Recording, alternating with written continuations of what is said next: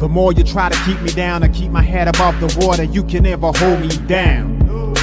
The more you try to block me out, that's where I kick the wall down. You can never hold me back. The more you try to put me out, the more I'll be blazing, it's too hot.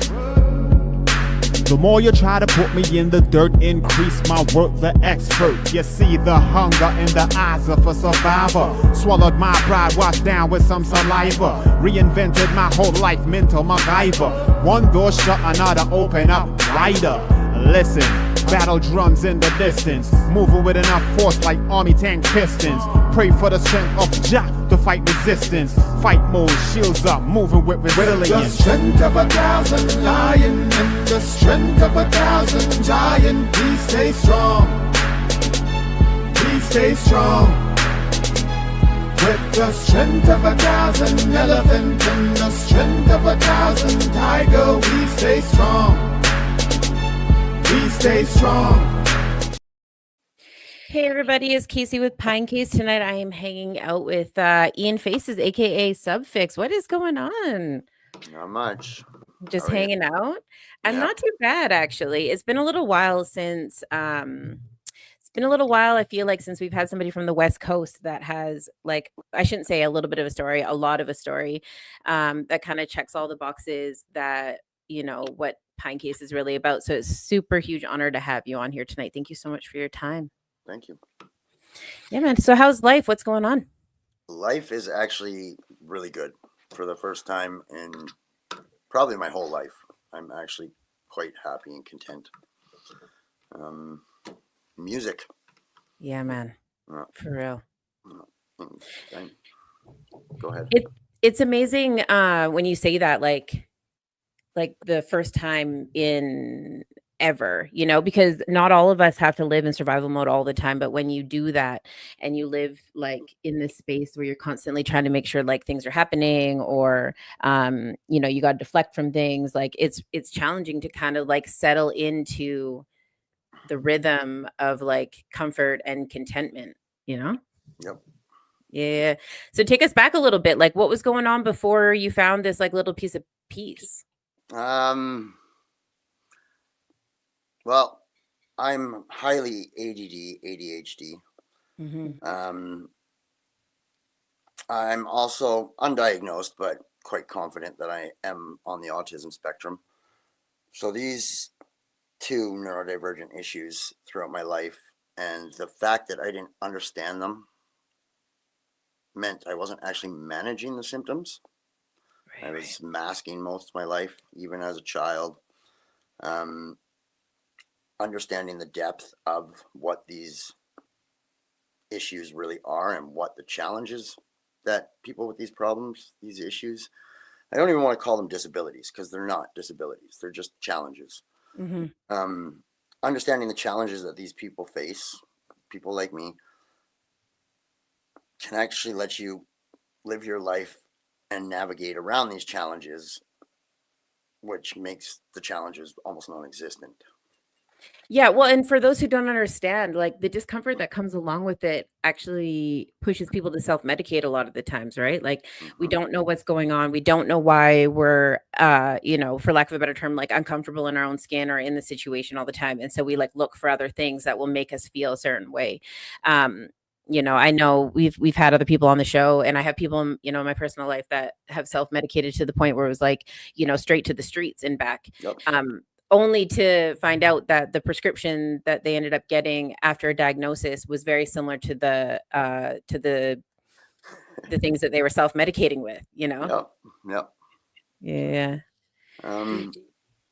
For me as a kid, when I was diagnosed with ADD, because it was just ADD at the time, Right.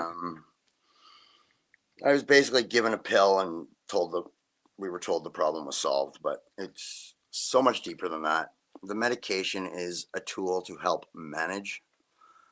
In order to actually live and function properly with ADHD, you actually need a treatment plan in place, and you need to set up routines and structures. And not knowing any of that stuff meant all the pill was doing was maybe fixing my concentration. All the other problems, the underlying issues, the oppositional defiance disorder that goes along with it, the obsessive compulsive disorder that goes along with it. We're all completely running free. Holy. Yeah. You know what? That's really interesting. I don't think anyone has ever come on here and said that. Like, you know what? The prescription, yeah, for sure. Like that makes, this one symptom a bit manageable, but there's this whole other plethora of things that were happening.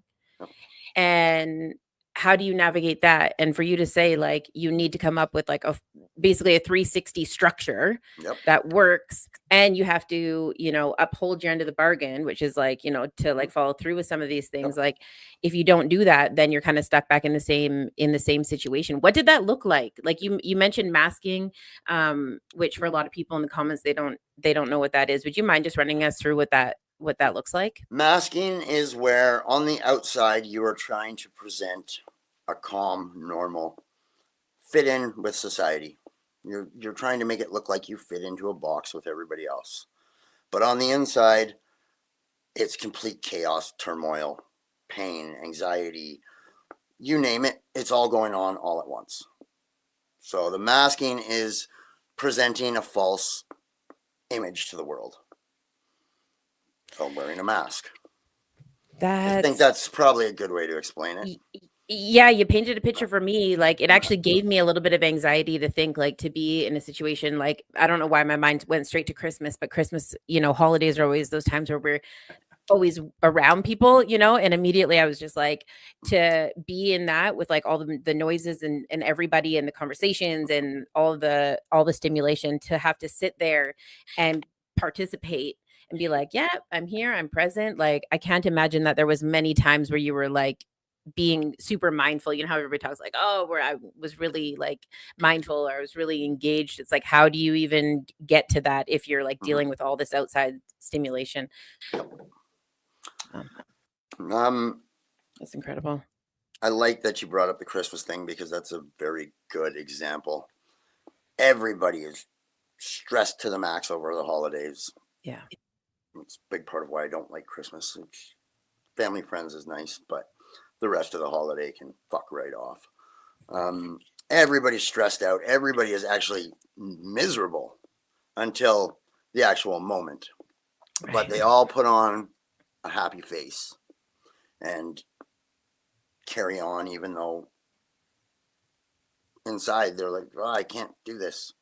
So, I mean, Christmas is a very good example. Go ahead. Well, and I think like even for regular folks, like we all kind of mask during the holidays. Cause I know like, it's even just like say it's like a mom or a daughter, like we're like, okay, we're just going to make sure everyone's having such a great time. Like, we're just going to go through the motions and not really like focus on what's actually happening. And then you get your couple of pictures and you slap them in your album or throw them up on Instagram. And then we all just kind of move on. And then once you're kind of in your personal space with your, your partner or, somebody that you trust, you're like, holy shit, that was crazy. Like, yep, exactly. Yeah. So I can't imagine what that's like with all of that extra stuff happening. Yeah. Well, that's just it. I've only recently started truly understanding the depth of the issues that these neurodivergents, I don't even know how to say it properly, but the depth of the issues that come with ADHD and autism and the challenges that people face on a daily basis. I've only started really grasping the depth of it in the past few months. Actually, a book I read, it's called Delivered from Distraction. Mm-hmm. And it's by a doctor. He wrote it when he was 55, but he lived his entire life with ADD. Medication wouldn't work for him. He even opens the book by saying, if you don't read this whole book, that's okay. Just read this first chapter. And I got through about half the book. But by the time I got to the part where they're talking about kids in college and stuff like that, all the problems I had from my entire life and how they could be traced directly back to my unmanaged ADHD, it's like my whole life all of a sudden made sense. It's like, wow, if I would have known this, if my family would have known this when I was 10 years old, my life would have been so much different. And I mean, I don't regret anything that I've been through. Mm-hmm. It's everything that I've been through, everything I've done, all the bad shit, all the good shit. It's led me to where I am today. And I absolutely love who I am today. I love who I am. I love where I'm going. My only regret from my past would be starting smoking. Cigarettes are fucking the worst thing ever. I'm so impressed with you saying that. I think that's amazing. To be like, I turn all of that into like who I am right now. And I love me. Like that's got to be, at least like 3 checks off of the like, accomplished life checklist for sure. So when you're going through all of this stuff, like what kind of things were you doing to manage these symptoms before you kind of realized that this is what it was, or like before you read this book and realized like, oh man, that's really managing them. I wasn't managing them. They were fucking running my life. They led me to countless relapses and addictions and in and out of treatment, in and out of jail. And the biggest thing I've learned in the past little bit is there is a problem that people with ADHD have. And non-neurodivergent people will just say it's laziness, but it's not. It's something called ADHD paralysis. Mm-hmm. And this is literally, it's a huge problem because it doesn't matter how much you tell yourself, just get up and do it. You can't do it. You're completely overwhelmed, overloaded, the anxiety, the everything. It's, say you have to do your laundry. You know you have to do your laundry, but you haven't gotten to the point where you're going to do it. So you're sitting on the couch and in your head, your brain is telling you, get up, go do it. Just go do it. Just go do it. But you physically can't get up and actually make yourself do it. And this feedback loop that goes on inside your head, one, it's absolutely fucking exhausting because it's like the left and right hemispheres of your brain are basically fighting each other. Yeah. That's how I envision it, whether that's true or not, but that's the way it makes sense to me. So your brain is basically fighting each other. And like your whole body is just like done. You can't move. Like you can't function. You can't do anything. Understanding this ADHD paralysis has made me realize that it's that state that I was in, but like extreme paralysis that led to 90% of my relapses when I was really struggling when I was younger, because I had no other way of coping with everything that I was feeling inside. And it didn't matter what I did. I couldn't get rid of that feeling. So I went out and self-medicated, which inevitably only made everything worse when I sobered up. But it was that temporary release from the insanity inside my head.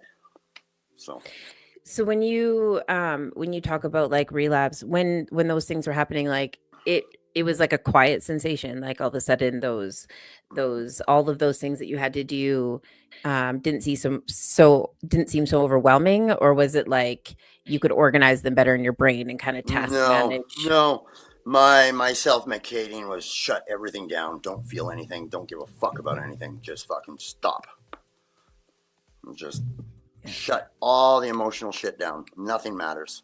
Just keep getting high. Yeah. So that's what. So it was 100% self-medicating. There was no enjoyment in it. It was literally just stop my head from making me feel the way I was feeling. Dang. Yeah, like before my last big relapse, which was a few years back, I was going to AA regularly. I was actually going to become the general service rep for my home group and represent my home group in the district area and stuff like that. And like I was walking the walk with AA. Yeah. But I was still getting this ADHD paralysis. Like it was happening daily, just little bits at a time. And I talked to people in the group and they're, oh, this is all you have to do. This is all you have to do. And I tried everything they said to do, but it never changed it. It never went away. And then it just, over time, it kept piling up to the point where I literally got paid one day and I fucking made the phone call and my brain's telling me, you shouldn't be doing this, man. Like, you know where this is going to go. But I could not stop myself from doing it because I just wanted to not feel the way I was feeling. And that relapse actually fucking landed me in jail for the first time in 15 years. Yeah, it was shortly after that. That was the first time I ever had a jail sentence too. Like when I was younger and in and out, when I was 18 to 24, it was remand times, little fucking misdemeanor shit, fucking slap on the wrist. But this was the first time I actually served an actual sentence. And I did 4 months of a 6-month sentence for a break and enter. Again, this was all while I was high. It was directly to get more drugs and drug related. And it was a major changing point in my life. Like, one, going to jail after not being in that lifestyle for over 15 years was a major shock, like traumatic.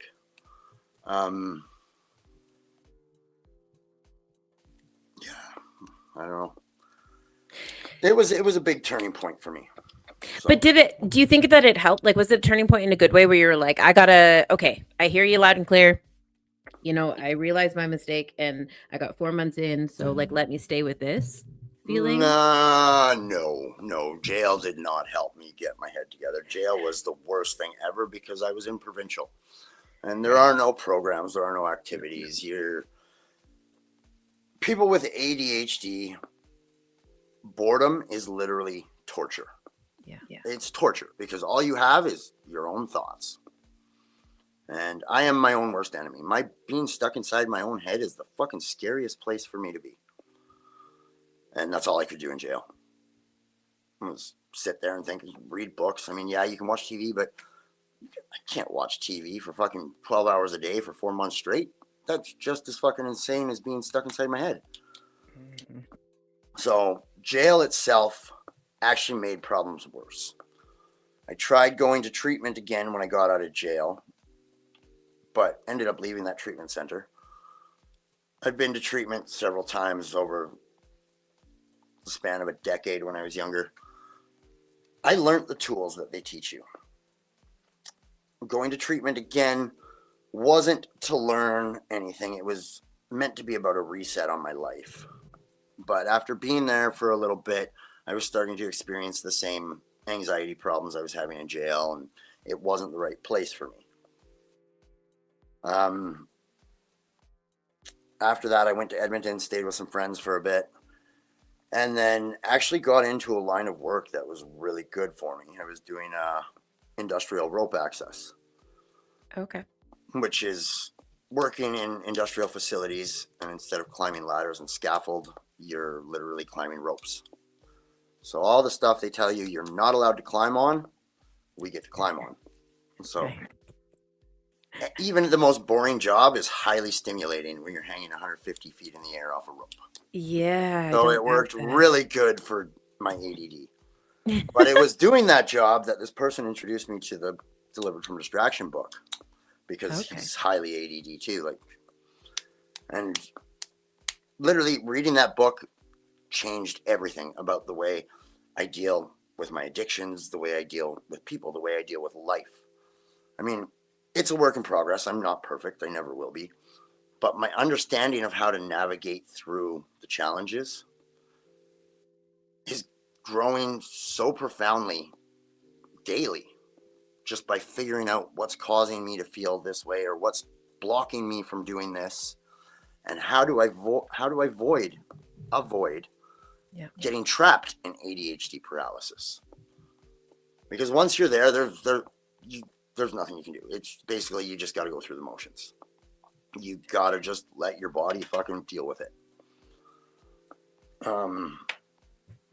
The key is to not get to that point. And it was reading this book that started to teach me how I can navigate and move through my life without getting to that point. the biggest thing is routine and structure. I was just going to ask, if you don't mind me cutting in, like Yeah. what were kind of the things that they suggested in there? Because I feel like, you know, a lot of us understand No. the feeling, but don't understand how to, like, you know, have a little bit of self-preservation or a little self-restraint, or like figure out how to cope with that. Like when we know we're on our way there, we've acknowledged it, but like, what do we do then? What do we do now, so to speak? It's hard to get into the routine, but it 100%, it is healthy, constructive routines, patterns, habits, hobbies. Like for me, when things were going very well in my life before that relapse, before I understood what was going on, I had a solid routine. I was doing my electrical work. I'm an electrician by trade, but I was doing electrical work. But my daily routine was I would wake up 3 hours before I had to leave for work. I would wake up, have a coffee and a smoke, relax for 15, 20 minutes, and actually acclimate to the day slowly rather than getting up, rushing out the door. I would literally cook myself a proper breakfast every morning, clean it all up. Once I was done breakfast, I'd take my dog for a walk. After I took my dog for a walk, then I would head to the gym. Then I go to work. By the time I got to work, I felt so great because of how much I had accomplished. Not just that, but the endorphins and dopamine from the gym. And like, if something out of that routine fell apart, my whole day would fall apart. It would, like, domino effect.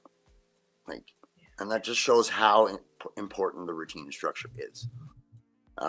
With neurodivergent children, because there's a lot of them out there, and a lot of parents do not have the necessary structure and routine.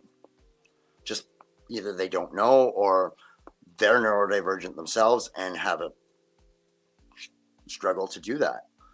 But it is vital to being able to have a successful life, especially with extreme neurodivergence. Like, there's nothing that's going to do more good than that proper routine. And that's starts with bedtimes and wake up time. I was just going to say, a lot of us overlook like the small little fundamentals. And I don't even, I mean, this goes to everybody. I don't think this even needs to be like specific to, you know, a certain, whether you're neurodivergent or, you know, neurospicy or whatever you want to call it, or not. It's like, if we set ourselves up for success, we put ourselves in the position, if we are aware that like hydration and, you know, serotonin and melatonin and all these things that we can produce naturally, if given the opportunity, like they all contribute to us being successful, then why take away those things when we know that they work? You know what I mean? If I go to bed at 9 o'clock, you know, I'm up at 6 o'clock. There's no sweat, man. I already know. You know, if I take my coffee outside where the sunshine is and I get that little bit on my face, I'm like, okay, we got this, right? Like, so I don't know why we don't do that. Before I started that solid routine of being up 3 hours before, I hated waking up. I hated getting up in the morning. I mean, I've always had sleep issues, so that's a whole nother story. But since I got in that routine, I've actually become a morning person. Like, I love my mornings. I love waking up, being able to sit and relax and have a coffee. The cigarette. I like it. I enjoy that. Like, that's the hardest one for me right there. Is I enjoy waking up, having a coffee and a cigarette. Like, I wake up looking forward to that. One day I'll get to the point. No. It's, I laugh about it. I laugh about it because I fucking hate smoking. I am hopelessly hooked on cigarettes, and it's not. But anybody that's been, and I don't want to attach this to AA or NA or anything like that, but it's horse breakfast, and anybody that's had a coffee and a smoke, or it's not even like the coffee and or the smoke. It's actually the situation, the moment, like you have this kind of selfish thing to yourself where you don't have to share with anybody else, and it gives you this little, it's so funny. I still treat myself to one every once in a while. I haven't had a good cigarette in a long time, but you know, that's like my one true addiction. Like, I have an addictive personality. I have addictive tendencies. But looking back on how my drug use was and stuff like that, I don't really believe I was a full-blown addict, because the only time drugs were a problem was when I couldn't manage my life. Yeah. Because of 90% of the time it was ADHD paralysis, but I didn't know that at the time. But yeah, we were talking about children and parents being able to help. I mean, let's get back to that for a second, because I mean, whether you're 8 or 18 or, 88, like if you set yourself up for success, I mean, they say, and I've been to enough of these conferences and summits now to speak on this with honesty and truth. Mhm. It's not even necessarily the substances themselves. There's a reason why fetal alcohol syndrome only exists in North America. It has a lot more to do with hydration and nutrition and lack of sleep than anything. And fight me in the comments. I'm not even worried. I'm prepared to take it on, because it's amazing what happens even if you do utilize substances. If you are hydrated and you are fed properly and you are slept properly, then you could actually look at it as like a spiritual moment or a selfish moment or a luxury, more than when it comes to, like, because often substance abuse looks like I'm no longer going to take care of myself, I'm no longer going to hydrate, blah, blah, blah, whatever. That's where the issues come in. And the same could be said for anything. If you're not setting yourself up for success, then don't be surprised by the results that you're getting. I could ask a question, sir. I didn't mean to just end with the statement. No. I was going to comment on that, but I totally fucking ADD derailed my own thoughts with something else. So if it comes back, I'll say it, but couldn't have been that important. So do you use, obviously going to the gym is another one of those things that releases endorphins and things like that. So what does that look like? When did you decide that was going to be part of your routine? It was after the book, but when did you start applying that kind of stuff? Oh, no, I've been going to the gym religiously since I was fucking in my late 20s. Oh, okay. Like, just a quick overview of 18 to 24, I was heavily involved in the drugs and street life, and not gang associated, but I had affiliations with different organizations, and it was all revolved around selling drugs, which led to my self-medicating, blah blah blah blah. So that was 18 to 24. 24, I ended up so depressed that I was suicidal. Basically was about to go slit my wrists. My sister pulled up, took me to the hospital. That was the first real turning point in my life. That is when I started learning about the healthy routines, going to the gym, the endorphins, the dopamine. That's also when my music career switched from doing hip hop and gangster rap into electronic music. Oh, interesting. So we'll get more to that in a minute, but yeah.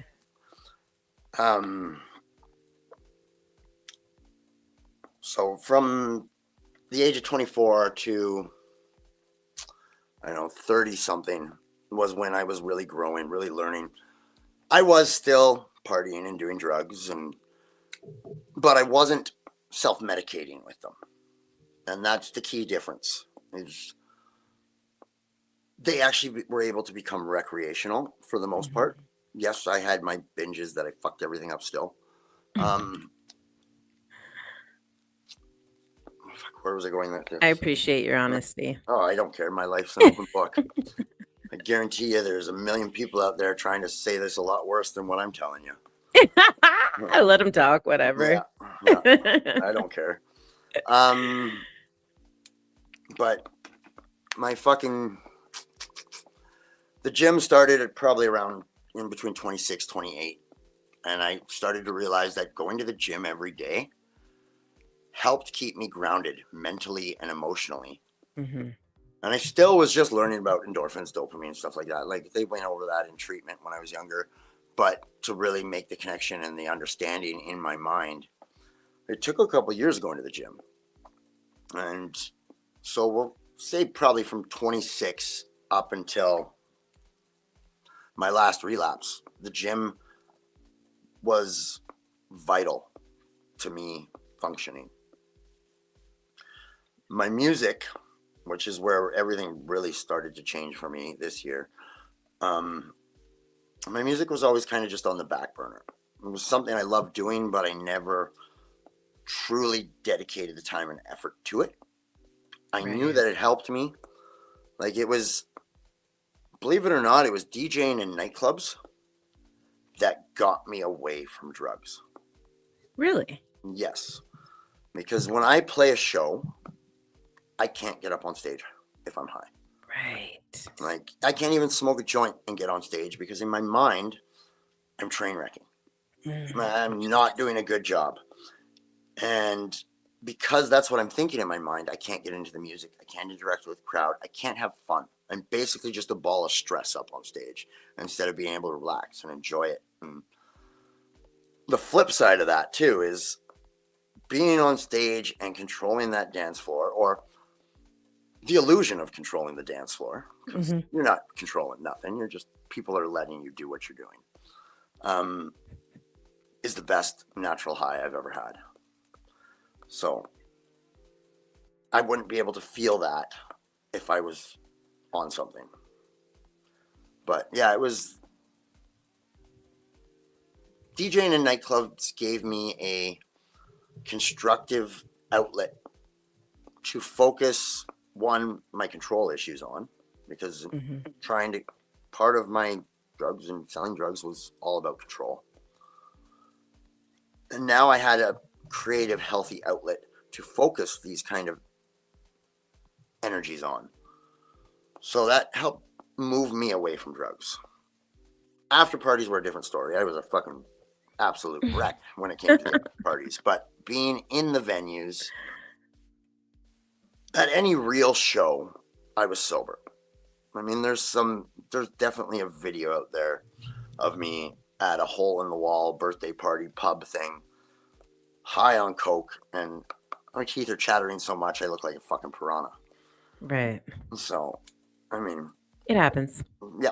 No,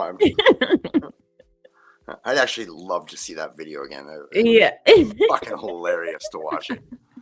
Well, listen though, not to change directions here, but congratulations on all the movement that you've had in your life lately. Like, that video might just resurface here, because it sounds like you've been making waves and getting a little bit of not a little bit, a lot of positive feedback. So congratulations on the sign. Congratulations on the deal. Like, what a fucking turnaround, man. Yeah. Like, well, that's been a long process too. I walked away from the nightclub scene in 2016 for a girl, which that relationship didn't work out. I'd already lost my following. I was already in my 30s. I did not want to go follow promoters around, go to nightclubs every weekend and try and get back into it. But I knew I missed it, and I knew at the time I regretted walking away from it. But it was walking away from the nightclub scene that ultimately got into music production. So in 2018, I missed being on stage too much, that I said, fuck it. I've got all this music software that I've never really dedicated myself to learn, and I applied myself. And within a year, I was signed with my first record label. Wow. I mean, these are underground record labels. There's no money in it. I don't do it for money. I do this because I love it. But from 2018 up until last year, it was always on the back burner. It was just a hobby, something I just liked doing, and never again committed and focused to it. Last year, just before Christmas, I went through a very bad breakup, and at the worst of it, I ended up having a small relapse. It was a one issue thing, but the minute I got high, I went straight into psychosis. Oh, shit. I've never experienced psychosis in my life through all my drug use. I've never had that. Yeah.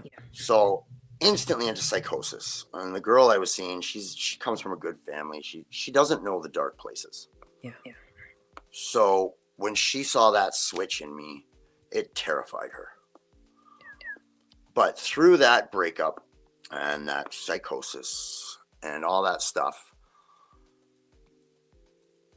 it woke me up. It had a very profound effect.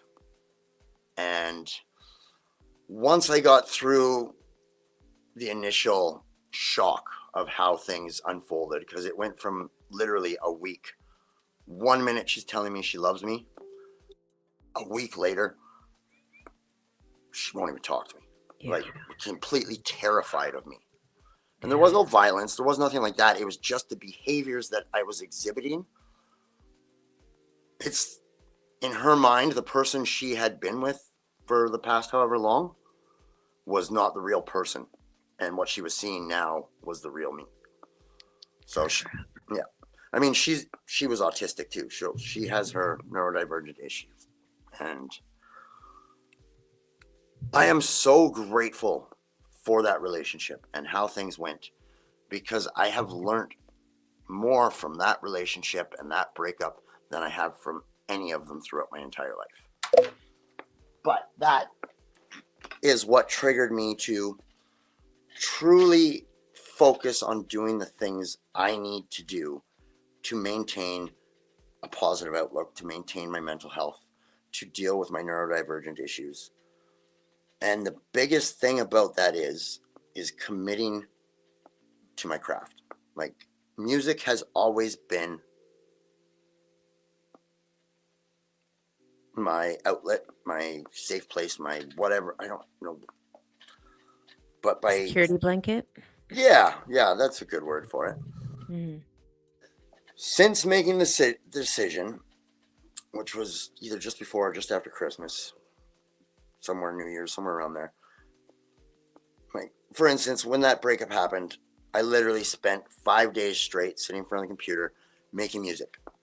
And I made a couple remixes that were some of the most therapeutic shit I have ever done. You can find them on my SoundCloud. They're there. As soon as you find them, you'll know what they are. And you'll know they're from the breakup. But as soon as I finished those remixes, it's like the pain didn't hurt so much anymore. Yeah. It gave me the strength to move forward. And that's when I decided I need to focus on this. Like, I actually need to do this. Not just because of my music, but because this is what's going to help fix my mental health. And my music, it is the best outlet for me to take all that pain, all that hurt, all that anxiety, all that shit that happens on a daily basis because of my neurodivergence, and it gives me an outlet to focus it into.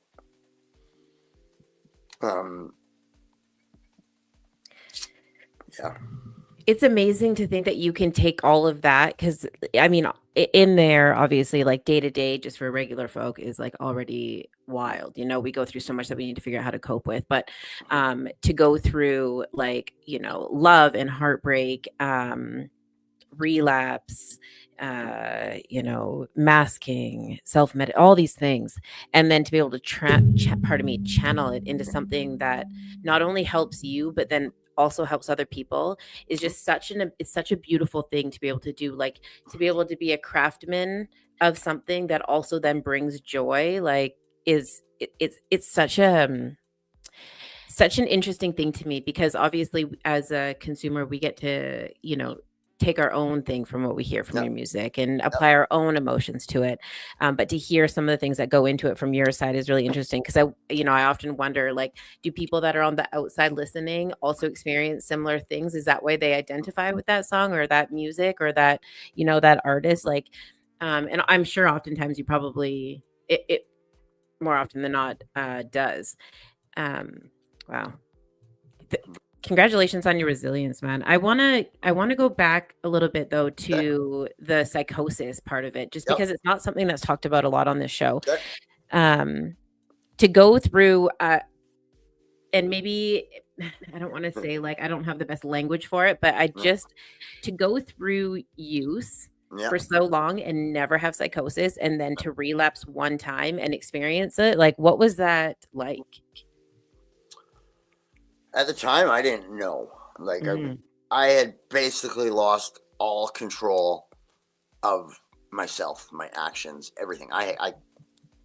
couldn't stop myself from doing the things I was doing. Physically, mentally, I couldn't stop it.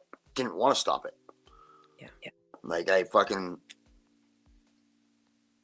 yeah, it was just absolute loss of control and understanding and cognitive ability to function.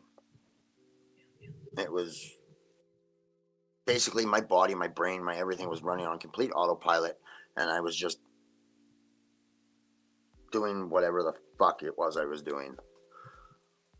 So I one of the things I was doing was relentlessly trying to talk to my ex, and by doing that, like, I could not stop myself from texting her. I couldn't stop myself from trying to call her. I had no control over it. Like, and this was 100% because of the drugs and the psychosis. It got to the point where I literally got rid of my cell phone because that was the only way I could stop myself from doing it. Wow. Yeah, so it was scary. Yeah, that sounds scary. Like, at the end of it, I actually went and checked myself into the hospital because I was scared that I might do something to hurt myself. Right. Like, at the end of the psychosis, I went voluntarily into the hospital and said, this is what just happened. I fucking just made a mess of everything in my fucking life, and I'm scared I might do something because I don't know if I have the strength to rebuild from this again. Ultimately, yes, I did. I've had a lot of help. I mean, I would not be here where I am today if it wasn't for the help of all the people that helped get me out of that. I mean, there was people back where I was living that if it wasn't for them, I don't know if I would have made it out. And I mean, people where I'm at now and what they're doing for me and what they're contributing to me with my music and allowing me to have the tools and the space and the things I need to do to truly focus on my music. If it wasn't for them, I wouldn't be where I am. Yeah. So, I mean, this is not something I have done by myself.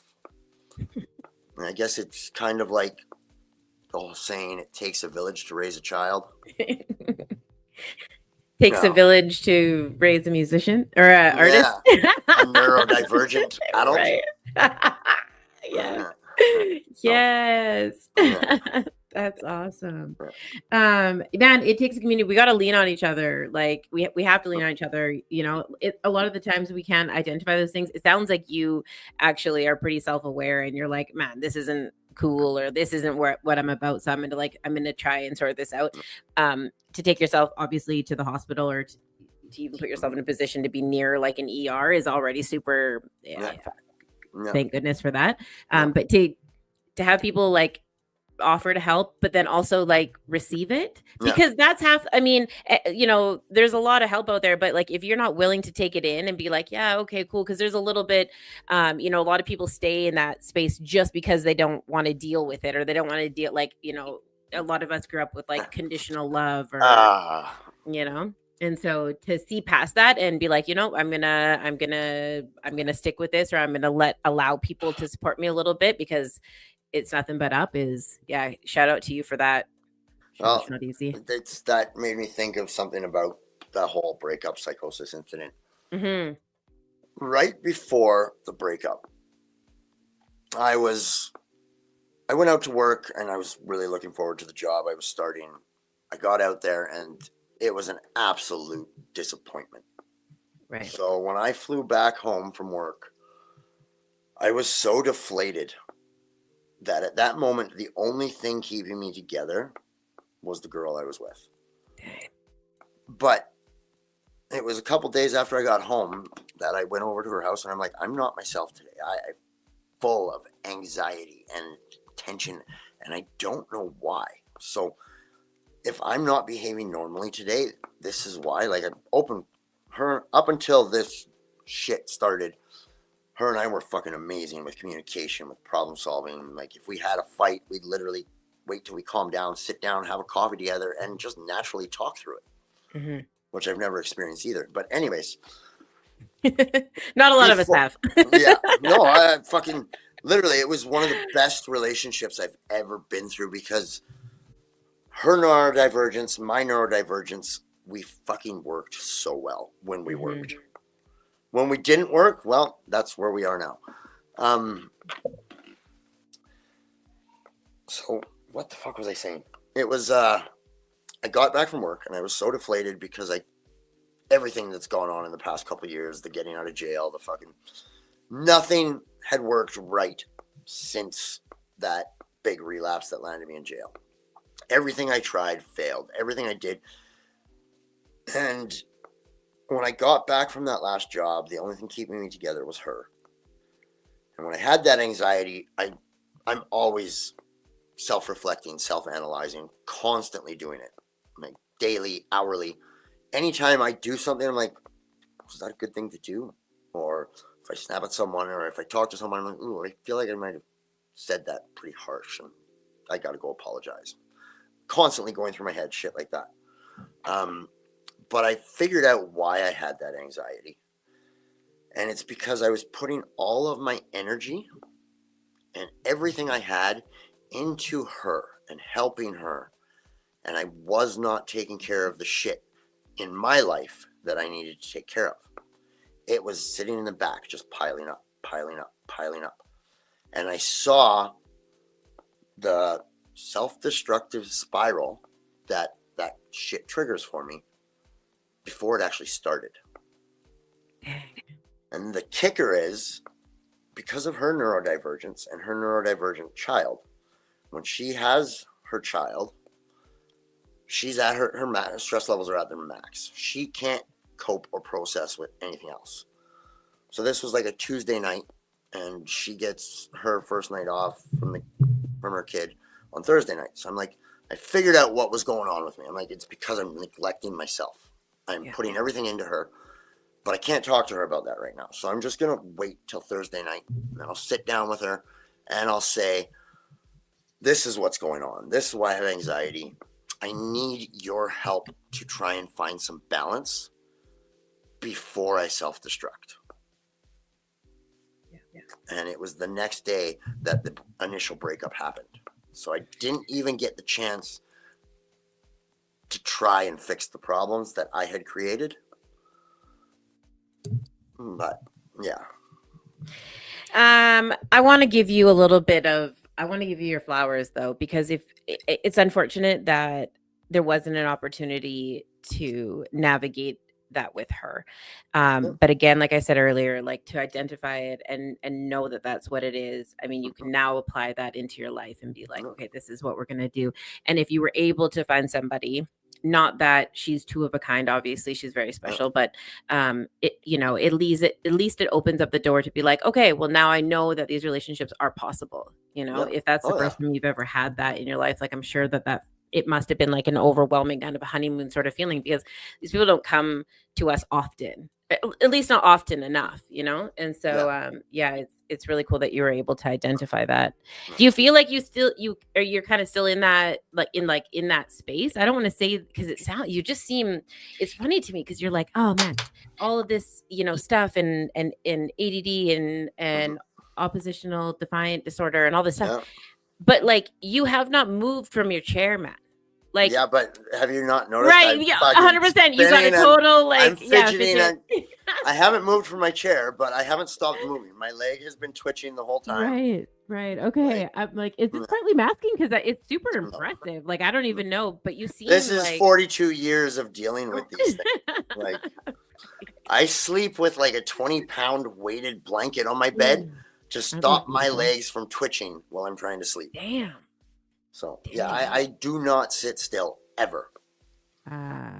Yeah, those weighted blankets are amazing. I own one. Yeah, one of my buddies out here gave it to me, and I'm so grateful for it. I've never had one before, and it actually makes a big difference with my sleep. Like I love it, except for trying to make my bed with the fucking thing.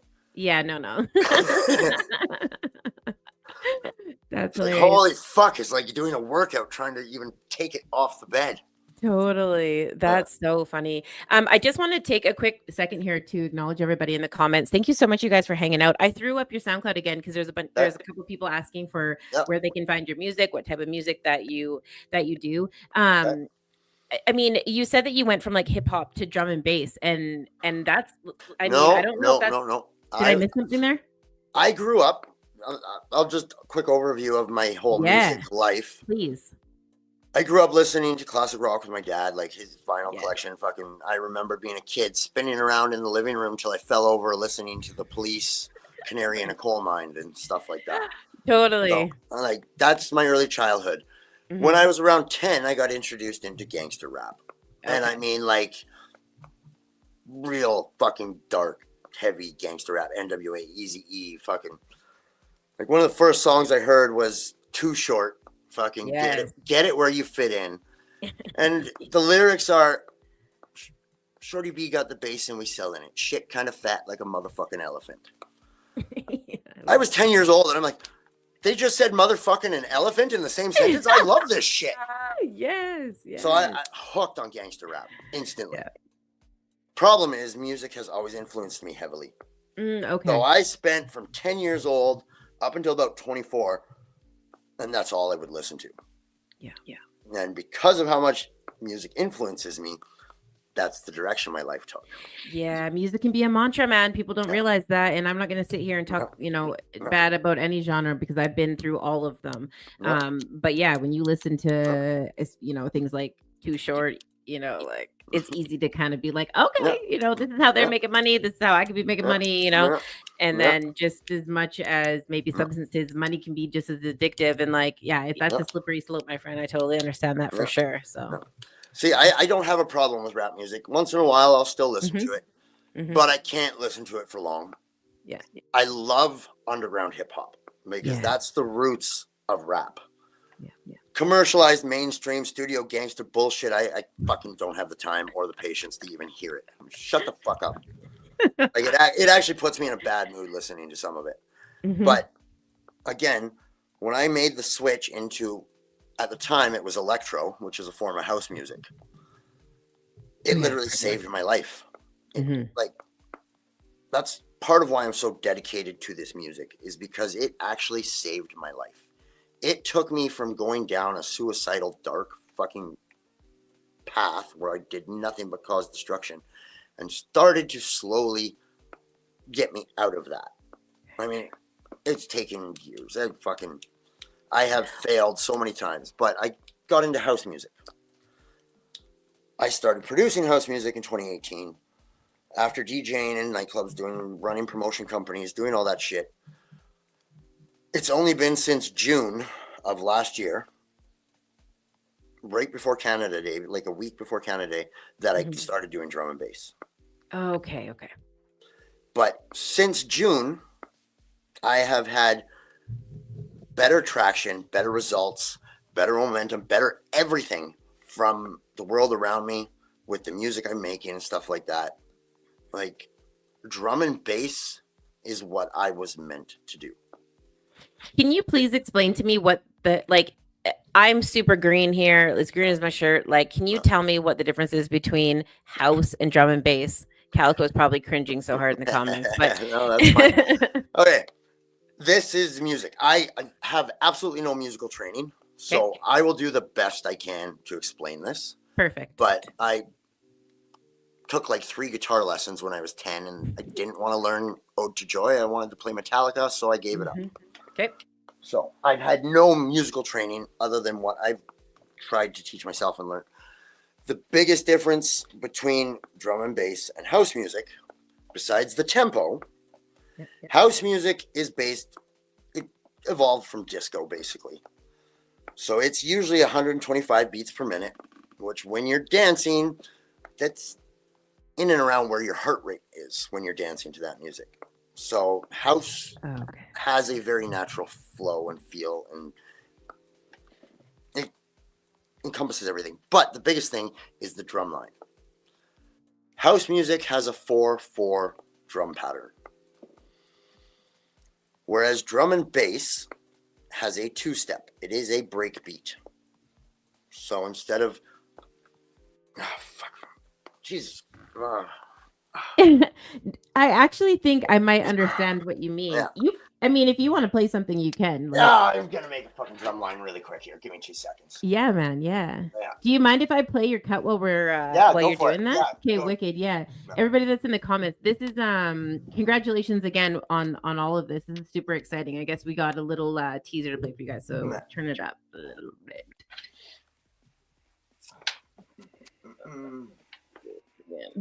Probably turn the sub down.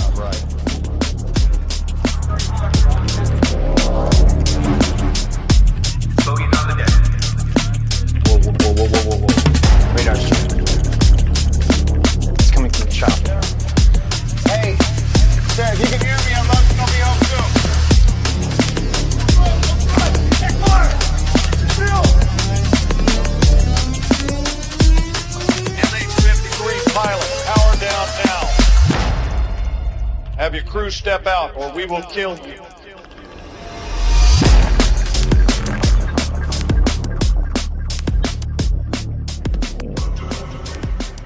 Hold on.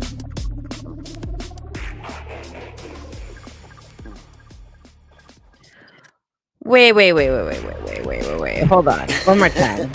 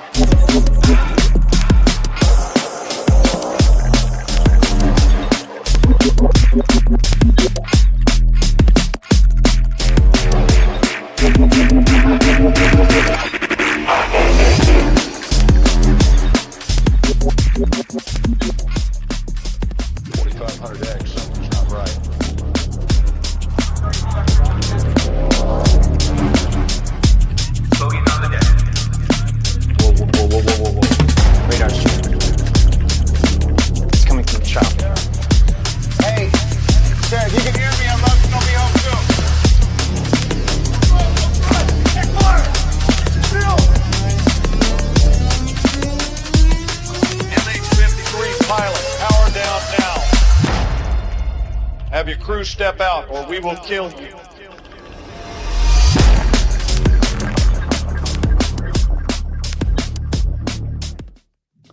Okay. Hang on. Let me say something. Sure. For anybody listening, the track does not actually go in that order. That is 3 sections of the actual track that I condensed and crossfaded together just to give you an overall feel of what's going to happen throughout that track. Yeah. Okay. So it does not flow very well. It doesn't transition. None of the actual elements are there. That's just to showcase the sounds and the designs. Mhm. Also, that track, this is the first time I've ever really done this, is full of what's called in the music or in the film industry, Easter eggs. Okay. There is over 40 years of Transformers history Wow. built into the samples in that track. What? Yeah. But we started with 1986 full-length Transformers cartoon movie that actually has Orson Welles in it. There's a vocal in the background but yeah, people will figure it out. We used vocal samples from 3 generations of Transformers cartoon theme songs. Dang. We used vocal samples from the original Michael Bay Transformers. That's all the helicopter and the people talking shit. That's from the Michael Bay first Transformers movie. And then finally, we used vocal samples, sound samples from the new 3D animated cartoons. So Very cool. it's the first time I've ever put that kind of stuff into my music. I mean, this was strictly for fun. Normally, my music is about feeling. So this was, yeah. Okay, go ahead. No, I just think it's super cool that like you found like to do it for fun is a different playground, right? Like you Yeah. don't have to take it so serious Yeah.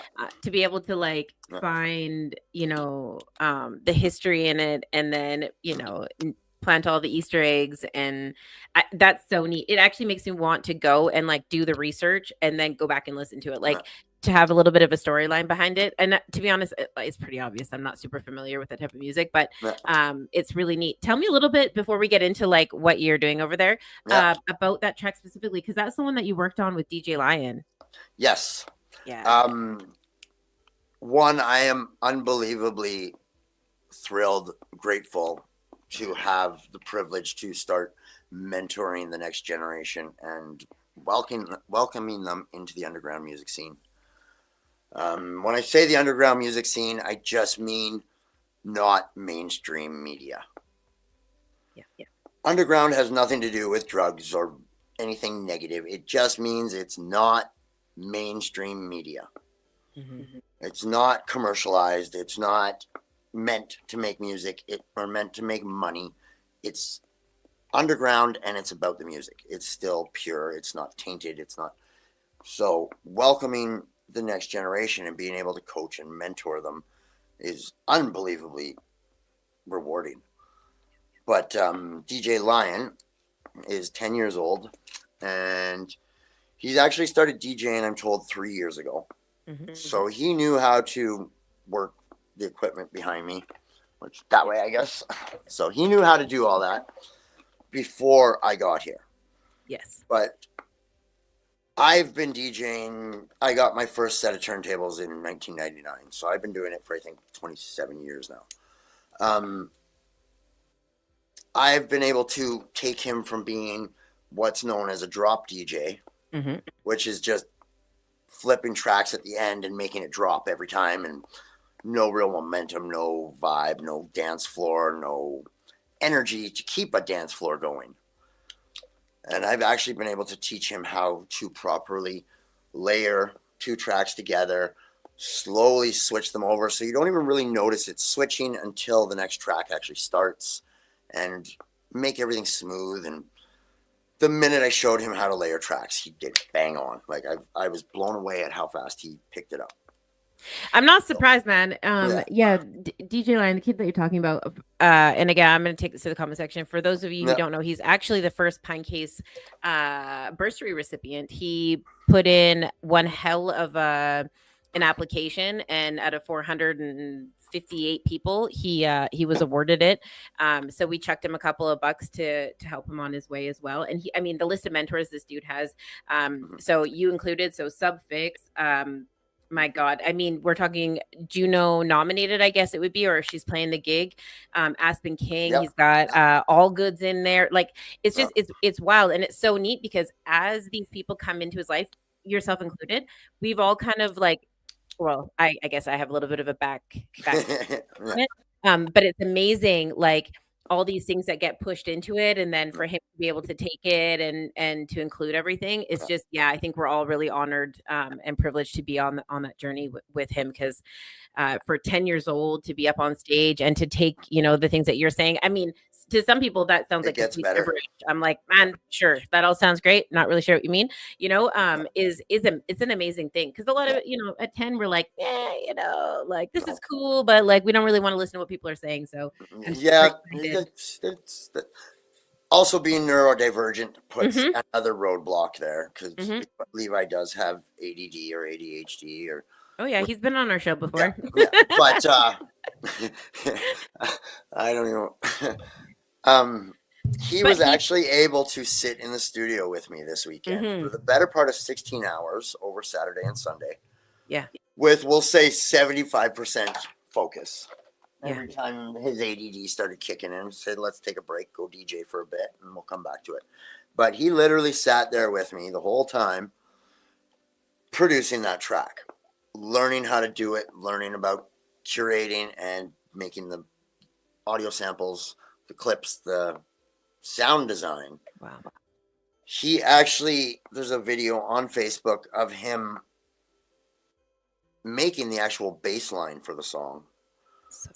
So because of his age, his ADD, and the focus that he had on learning this, I felt it appropriate to make him a co-producer on the track. Like he earned that just because of how impressed I was with his ability to learn what I was showing him. Like, and I'm still mind blown by how well he took in what I was doing. Like everything I did when I wasn't actively having him work the mouse and do the stuff on the computer, I was talking him through the process as I did it. And I would ask him, does that make sense? Do you understand what I'm doing? Did you see what I just did there? And I asked him, okay, explain it to me. And he would explain it right back to me. Like, and at 10 years old, I'm super impressed with how well music harnesses his energies. I was very similar to him as a kid. So I can relate and understand and actually help teach him the things I didn't get to learn as a kid.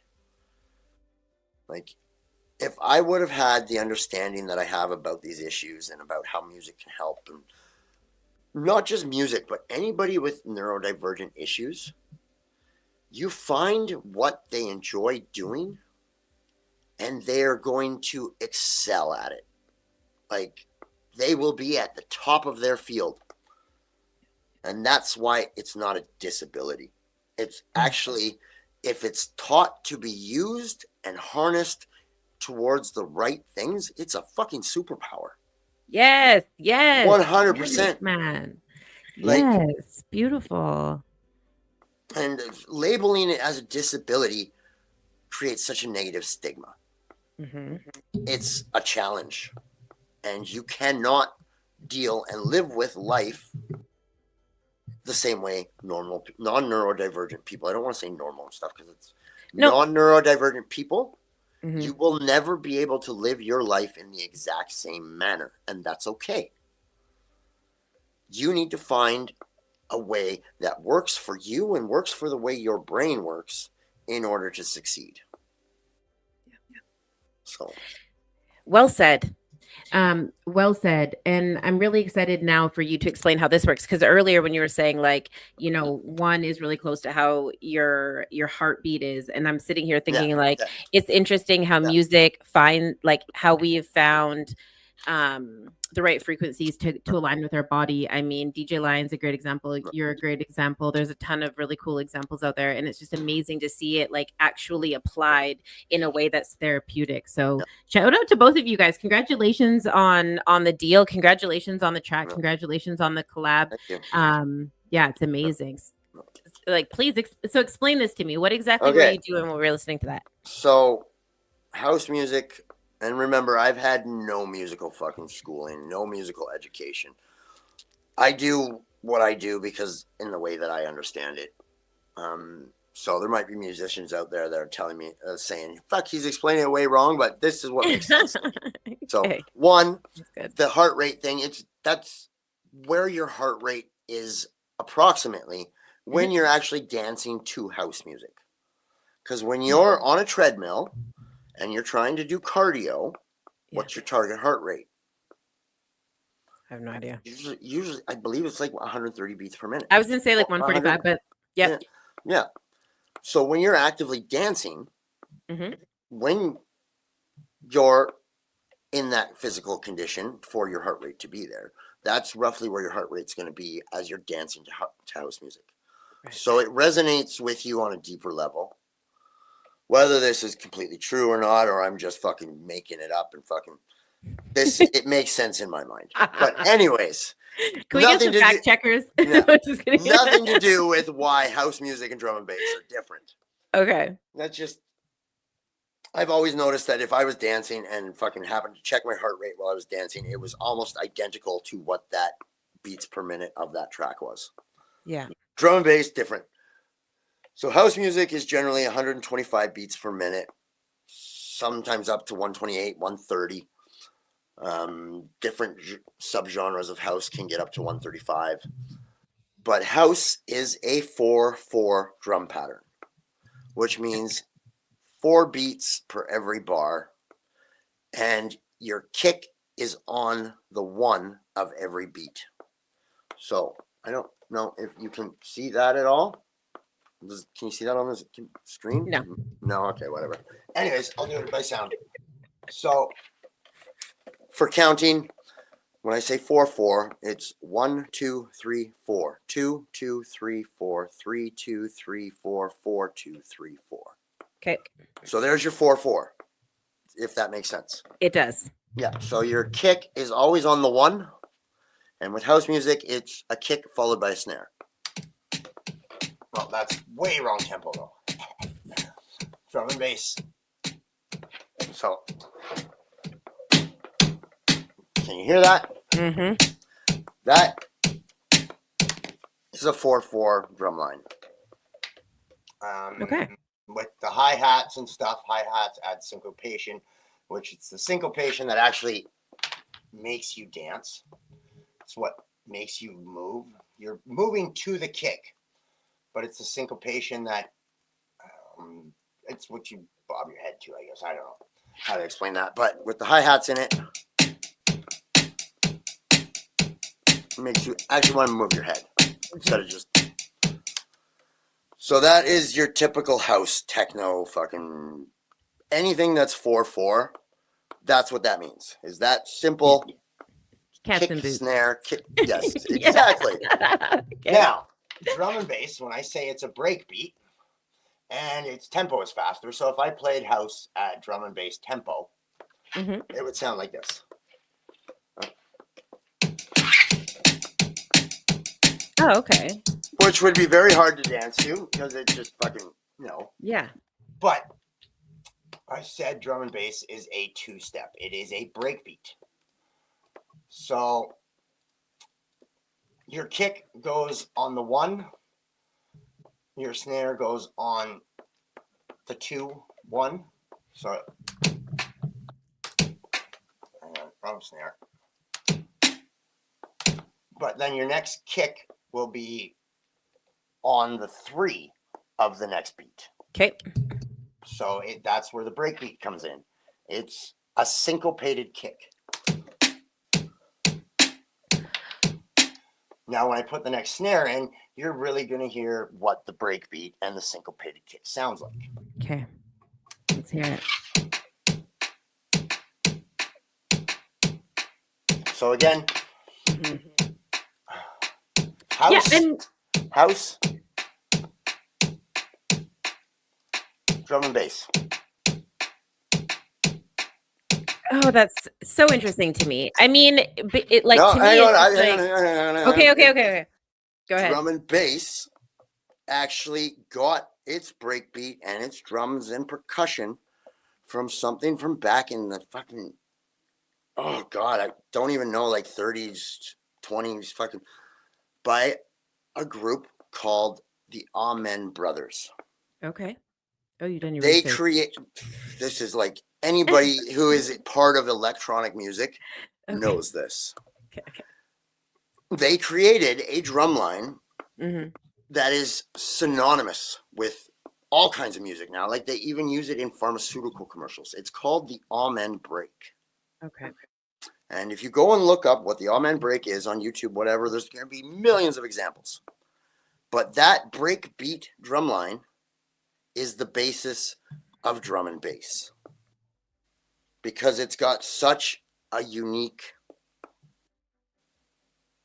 break beat. Like, I don't know how to explain it any better than that. And I'm just going to make a fool of myself if I try. So, No, first of all, thank you so much for the demonstration because we've had people come on here and do it very technical, which I always appreciate. But to have somebody who's like, listen, I'm just a regular person here. We're not going to use all this fancy stuff, but to actually just explain it in a very literal way. You showed us exactly what it sounded like. That makes sense to me. I appreciate you. I appreciate your time because, yeah, I mean, we're just regular people out here too, man. Not everybody needs to be like super, we have enough artists and musicians that have come on here been like, I don't know how to read music, but I could definitely play it, you know? Yeah. Which is the beauty of it. I still don't know how to play instruments. The music I make is, I describe it as Mario Paint with sound. I am literally drawing a melody on my computer screen by following a piano sequence and picking my key and my note, and I'm drawing it.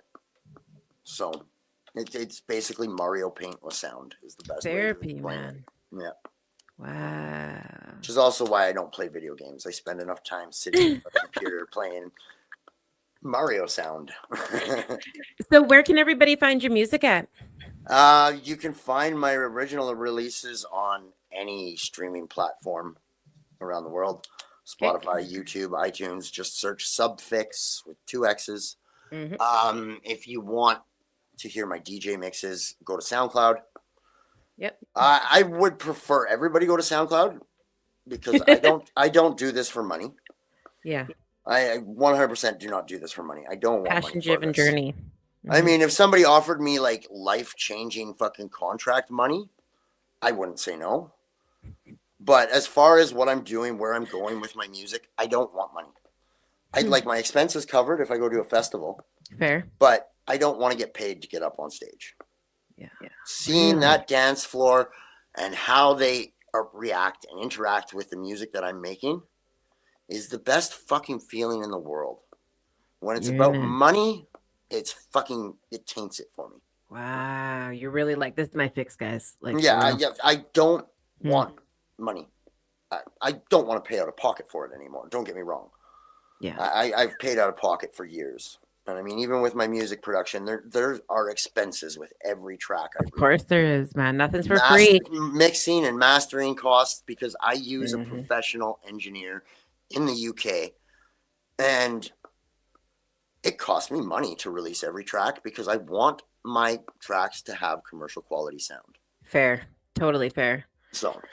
yeah, King Hansom's in the comments like, once it's about the money, the devil will be involved. And he's not wrong. Like, it takes the beauty out of it. I mean, I feel the same way with Pinecase too. Like, we still need to cover costs and like operations is operations, man, you know. But when it starts being about like what we're gonna do and who we're gonna put first and all this stuff, I'm like, that can't be it. Like that can't be it. And that's why we do the bursary, right? We're like, well, we appreciate the donations, and don't get me wrong, like we've been able to like upgrade things along the way, but essentially that money goes right back in, and we find a cool kid like DJ Lion to hand that over to. So man, thank you so much for hanging out with me tonight. Thanks for letting the people know what's going on and what you've been up to. I mean, again, another huge congratulations to you both, you and DJ Lion for that. I think it's super exciting. Obviously, I'm partial to it because, he is our first bursary recipient. So to me, I'm like, always checking in. And obviously his lovely mother works here. So now, so it's a little bit different from, there's a little bit of that involved, but it's just really neat. It's really been exciting to watch you as well, because you kind of came out of nowhere. Like Jason from CMC had commented today, and he was just like, oh, that's my guy. Like, man, what the heck? He's one of my biggest supporters, and it's just cool to see the community come together like that. And so it's been fun to watch you do the same thing and watch your cuts come out and make sound and all of that stuff. And I don't mean that lightly. I really do mean like it for real. So congratulations to all of that. I would like to end my thing with one other thing. You're talking about Jason and him being a proper supporter, and that is the core of the underground electronic music scene is acceptance. It's meant about being a community and working together, and it can get corrupted very easily. But when I was back in the nightclub and stuff days, PLUR, peace, love, unity, respect. Yes. Yeah. That is what the underground electronic music scene is meant to be representing. If you go to festivals, you go to that, you see people of all walks in life, all ages, and everybody is accepted, everybody's welcome, and everybody's friends. It So, keeps people alive. It actually keeps people alive. And we can't say it enough, man. yep, Like, support each other, love each other. yep, Like, enough with the stigma. People are out yep, here, we're hurting, and we don't go and get help because we're scared of what people already say hmm, about those issues. It's no secret over here. We talk about using our pineal gland to keep people out of pine boxes all the time. We're not mental cases, we're pine cases, and that's never been a secret. And so, if you're doing it, that means it's human nature, and that means that somebody else has been doing it. So yep, thank you so much for coming on here and yep, telling your story and highlighting yep, that, because it makes a big difference for people to be like, man, I know that feeling. I yep. understand that. Like, yeah, take care of each other, man. Yes. Why make someone feel like shit when it makes you feel so much better when you get to make them smile? Yeah. Yeah. Like, stop beating Yeah. people up. Stop raining on them. Stop beating them down. Yeah, our Help girl lift Alyssa's them in up. the comments, and she always says all this beautiful stuff about kindness. And I kind of shot it down the other day because I was just like, man, you can't be kind all the time. But she's right. Kindness is free. You're right. Kindness is free. Recognize is right. Mhm. Kindness is free. We don't really know what other people are going through either. Yep. So, like, not only is it free, but like we don't know what people are going Yep. through in a day, and that one little thing might just send somebody over the edge. We don't Yep. need to be like that to each other. We really do need to support each other, Yep. for sure. And one last thing would be Yeah, of respect. course. Treat everybody with respect. Even Yeah. if that person doesn't deserve your respect, you still Mhm. treat them with respect as you nicely push them to the door. Yeah, you're allowed to set Like, boundaries. Boundaries are yes, healthy. yeah. You don't need to be around the people that are not healthy for you. That's But right. it doesn't mean you get to treat them like shit. No, no, So, no. The other thing too, while we're on this topic about respect, and something that gets talked about. I mean, you guys, for those of you who don't know, we do have a warm line available. So it's 250-289-3948. You guys can call in with your regular type problems. We're here to listen. We don't want you guys to be alone. And obviously there is the suicide hotline, which is national, both for Canada and the States. So that's #988. And that's the crisis line. And ours is a crisis line as well. But I mean, we, sometimes we take calls because people just like fighting amongst each other. And I would say that 98% of the things that we deal with on that warm line, and we will answer it 24/7, no problem. But just listen to each other, man. Like, just listen to each other and understand. respect each other's means of communication. Like, if you need to talk in person and you need to text, you guys need to come to some sort of agreement. If you need 3 days and you need to deal with it right now, gray areas are so uncomfortable. And I would say that, like, that is the majority of the situations that we get in. It's just like, I don't feel heard, or I don't feel seen, or no one, and it's just like, we can totally let the people know. But the problem is that, like, you guys need to find that communication amongst yourselves. So obviously we're always going to be there for you. 250-289-3948. But my suggestion to everybody, loud and clear, is just be respectful. Like you said, Sub Fixx ain't even joking. Be respectful of each other. Be respectful of each other's modes of communication. Be respectful of each other's comfort and discomfort, because not everybody can handle being in that moment right now. Some people need some space, just the same as some people don't want to have that gray area and want to deal with it immediately. So just it's all good. Like, it's okay to be upset. It's okay to be, not cool with things, but it's okay to, like, be like, well, I don't do like that, but let me hear it out, so. And one last thing with that, because you made me think about it, is when you are having a conflict with someone, instead of blaming them, try to understand what they're going through. And if you both try to understand each other rather than blaming each other, you're going to notice that the problem resolves itself. No, it doesn't resolve itself, but the tension resolves itself. By saying or trying to understand what that other person is feeling, what's going through their head, what's making them do what they're doing, is going to make you able to cope with it better and address the problems better. So it's trying to understand other people rather than blaming them. We all deserve to be heard and seen. That's just how it is. And the minute that we understand that not everybody is the same, and we know that, we know this. I don't know where along the lines we kind of forget that, or we need to be gently reminded, but this is your gentle reminder. You know, it's the beginning of March. Let's go into the spring with kindness and understanding and boundaries. Yeah. That was the biggest thing I learned from my relationship was I actually have to put boundaries in place to protect myself. And I've never Yes. done that in my life when it comes to relationships. So, Yeah.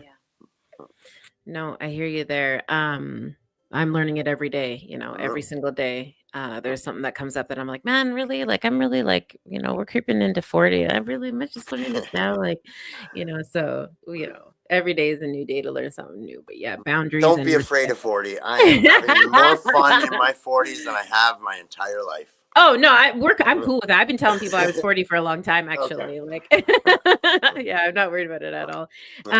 All right. Well, you guys take care of each other. Don't forget about that hashtag 988. If you guys really need it, you can always look to us, Pinecase. We got the community, so you guys can go over there and follow along and hang out and be able to conversate with us on a little bit more of a personal level. Thank you so much, Ian Faces, aka Sub Fixx, for coming and hanging out with us tonight. You guys take care of each other, support each other, and we will see you next Tuesday. Find me on Facebook and Instagram. There you go. We stay strong. We stay The strong. further you take my rights away, I'ma run to it, refuse to hear my voice. Speak loud when I spit it, but you don't get it. You just wanna be a side critic. See somebody else showing hate in the side of the road with it. Now how would you feel standing on the sideline and watch the color of a nation deteriorate over time? The flag real high but compassion 6 feet below. Now you're searching for that justice that decided to never show. Deny my place and back with a trace. Keep up the pace, tight lace, game face. Get back in the race. Whatever they did could never be undone. Every dark night ends with the rising of the sun. Squandered every wealth that's built from the mud. Squandered every wealth that's built from the blood. Squandered every wealth that's built in chains. Stolen from the ancestors With running the through my strength veins. of 1,000 lion and the strength of 1,000 giant, we stay strong. We stay strong. With the strength of 1,000 elephant and the strength of 1,000 tiger, we stay strong. We stay strong. We stay strong. I can see. Run to the light at the end of the tunnel winner. We stay strong. I can't breathe. We're gonna get oxygen without the justice system. We stay strong. And I know, gotta keep my head together. We stay strong. Don't doubt me, please don't doubt me. We stay strong. Tell me how can we be strong if we still shooting? Tell me how can we be strong if we still looting? Tell me how can we be strong if we still hating? Please tell me now, please.